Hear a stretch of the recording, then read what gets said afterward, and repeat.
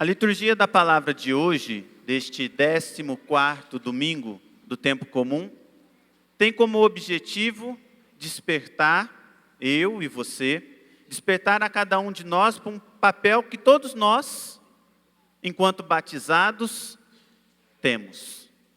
Se você é batizado na igreja, e daí também a importância do batismo, você recebe entre tantas graças, aquilo que é o próprio, o caráter, tudo aquilo que nós sabemos que o sacramento do batismo traz, mas você recebe também a missão de ser anunciador da palavra de Deus. Com o batismo vem isso. Quando você é batizado, dentre daquilo que imprime, o munus, o serviço de profeta, sacerdote e rei, que o padre tem num grau diferente de ordem, todos os batizados são chamados a ser profeta, a ser um anunciador, a ser alguém que fala da palavra de Deus, que testemunha a palavra de Deus, ou seja, alguém que está em missão. As leituras de hoje, assim como o Salmo, vai sempre nos levar, nos guiar, nos remeter para esta missão. E é interessante como que é colocado isso, a proposta que é colocada. O Salmo, normalmente, na liturgia, a igreja coloca como uma ligação entre todas as leituras. E por isso que vai falar que os nossos olhos têm que estar sempre voltados, sempre na direção, sempre apontados. O espanhol ele tem mirar, o olhar significa mira, a palavra, a tradução seria então mirados, sempre focados em Jesus. E aí depois nós vamos vendo então a primeira leitura, que Ezequiel é chamado a ser profeta, só que o campo de missão dele não é um campo nem um pouco fácil, porque ele tem que anunciar o Deus único, verdadeiro, ao povo de Israel, ao povo da aliança, porém ao povo que tinha se corrompido. E a maneira como o povo se corrompeu não era uma maneira qualquer. Eles foram se corrompendo com o passar do tempo, em situações que, de certo modo, a religião de Israel, enquanto era lei, as outras culturas, os outros povos da época, era liberdade, podia fazer, podia acontecer. Então, à medida que o tempo foi passando, aquilo que era a aliança que Deus tinha firmado entre ele, Deus, e o povo, não, já não serve mais, porque já não é tão agradável, já não é tão prazeroso. E à medida que isso foi passando, eles foram se desviando. E aí Deus então envia o profeta e fala assim, olha, vai lá, fala para eles, que o Deus da aliança ainda está aqui, o único Deus, o Deus verdadeiro ainda está aqui, eles têm que voltar para mim. E mesmo que eles não te escutem, um dia eles vão saber que você, enquanto profeta, você esteve no meio deles. Então vai e anuncia. Talvez é a mesma coisa que cada um de nós vive em grau menor ou maior dentro da nossa casa, dentro da nossa família. Como é muitas vezes difícil falar de Deus, difícil de trazer as pessoas para Deus, porque elas foram como que se deixando levar por situações, por momentos, por alternativas talvez mais prazerosas, menos difíceis de ser vividas, e aí vão se afastando. E o pior é que nós estamos do lado e nós vamos percebendo que isso não vai chegar a lugar nenhum, ao contrário, muitas vezes vai fazer com que essa pessoa se machuque lá na frente. E a gente quer ir atrás dela falando, olha, volta, volta, não é assim. Não é simplesmente porque Deus sabe que quando nós vamos cumprindo o teu querer, nós cumprimos o seu mandamento, a graça acontece, nós somos realizados, nós somos felizes, Ele auxilia a gente, então volta, volta. E a gente vai fazendo este processo, como com aqueles que estão em casa. Mas, assim como Ezequiel, é muito difícil viver esta realidade. Porém, o Evangelho, o próprio Jesus diz para cada um de nós, olha, até eu tive dificuldade de evangelizar os meus.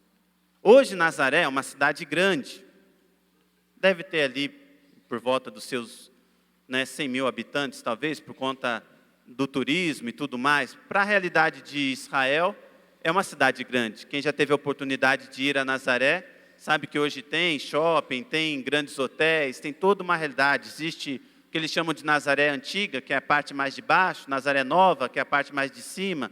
A parte de baixo mora, a maioria é muçulmana, a parte de cima, a maioria é judeu, então existe uma certa divisão, mas é uma cidade grande. Porém, no tempo de Jesus, ela era uma cidade bem pequena. Imagina, 2000 anos atrás, praticamente era uma vila, uma pequena vila, onde todos se conheciam. Não sei se você já fez a experiência, meus pais são do interior de Minas. Hoje a cidade já é grande, desenvolvida, tem uns 35 mil habitantes. Mas no tempo da minha mãe, ela falava, porque é muito engraçado, porque minha mãe sai, aí ela começa a cumprimentar um, começa a cumprimentar outro, fala, mãe, mas quem que é? Não, é meu primo não sei o quê, meu primo não sei o quê. Eu falei, mas mãe, a cidade inteira é parente da senhora, como que é isso? Aí ela brinca assim, não, porque tem segundo, terceiro grau de parentesco, por aí vai, mas é por quê? Porque é uma cidade pequena, então praticamente todo mundo se conhece, Aí ou é primo segundo, é primo terceiro, e aí vai, até a quinta, sexta geração. Mas no final das contas, até quem não é primo, porque é cunhado do cunhado do cunhado, acaba sendo parente, Em Minas, normalmente é assim, nos lugares. E então imagina naquele tempo, em Nazaré, para trazer a realidade, ali praticamente todos se conheciam. Então quando Jesus quer anunciar o Evangelho, quer falar da Boa Nova, quer trazer a realidade, o povo fala assim, eu te vi crescer, rapaz. Eu sei muito bem quem você é, eu sei quem são seus pais, eu sei quem é isso, quem é aquilo. Ou seja, talvez a dificuldade que nós também temos dentro das nossas casas, para viver o Evangelho, para falar de Deus, para querer trazer as pessoas para Deus, porque falar, você não. Eu te conheço. Você não tem jeito não. Olha, eu conheço o seu passado, Não podemos desistir. Temos que continuar buscando viver, buscando trazer essas pessoas para Deus, dando testemunho dele acima de tudo, falando que é possível, que é capaz sim. E à medida que nós vamos caminhando e nós vamos vivendo esta realidade dentro da nossa casa, nós vamos trazendo as pessoas para Deus.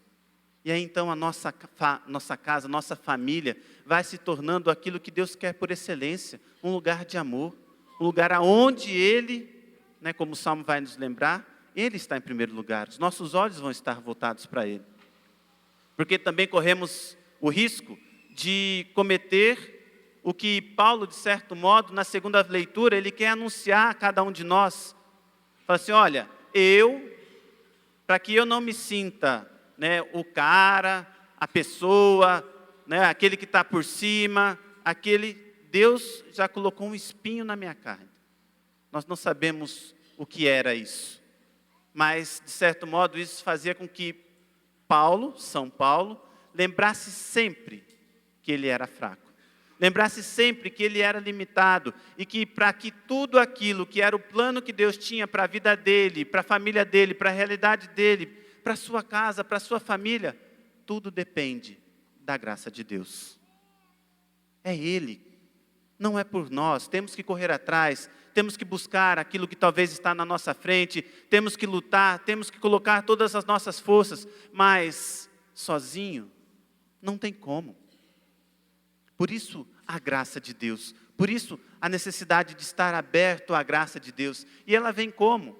Aqui na Santa Missa, na medida que você entra em comunhão com Ele, na medida que você comunga dEle, mas também na vida de oração, na vida prática, quando você reza em família, ou seja, na intimidade, na comunhão com Deus, estando sempre os olhos voltados para Ele.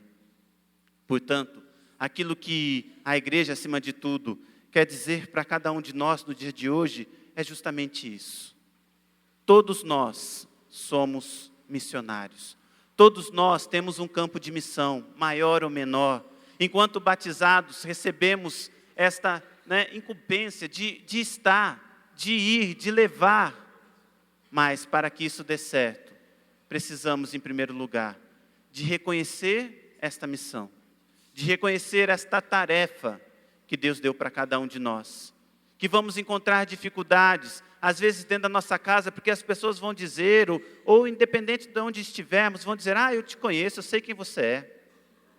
Mas, para cima de tudo, no final das contas, sabemos que dependemos da graça dEle.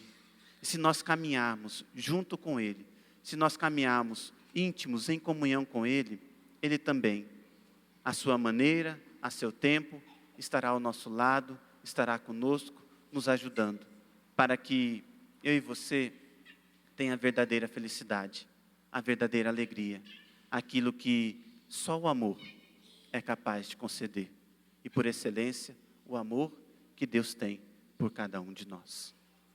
Louvado seja nosso Senhor Jesus Cristo. Fiquemos em pé para professarmos juntos a nossa fé. Creio